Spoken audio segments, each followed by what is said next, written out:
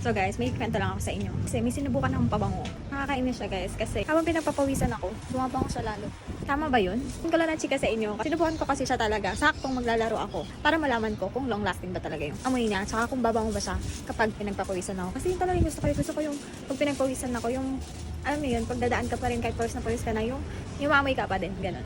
Ito siya. 30 ml na siya. Ganito lang siya kaliit. And yeah, gusto ko siya kasi may pagka-powdery, sweet, floral scent yung amoy niya. Pero though wala masyado yung floral scent niya, mas more yung sweetness scent and powdery scent niya. And yeah, super girly lang ng vibe. So ito yung Good Girl Midnight Inspired Scent nila na 30 ml ng Flora License. And yeah, gusto ko lang siya i-share sa inyo kasi super natutuwa ako dito and can't wait to purchase more of their products. Ang bango na eh. Ang soft girl, simple girl vibe lang ng vibe niya. Kaya yun lang. And yeah, papakita ko lang din sa inyo yung mga clips ko while playing pickleball. And yeah. So ngayon nga guys, sinubukan kong gamitin yung perfume na to bago ako maglaro ng pickleball para matest ko kung mabango pa rin ba siya kahit pagpawisan na ako.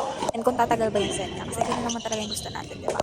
Also, niyabang ko lang na yung laro ko dito. Kita nyo ba yung mga palo-palo ko dyan? Tignan nyo. Up, isa. Isa pa. Up, dalawa. Up, isa pa. Babalik. Ay! Ayan, wala na, na-out na, ayoko na. Siyempre, after game, kailangan natin uminom ng tubig and that's what I did. And also, kailangan natin umuwi din. Yun lang guys, bye-bye!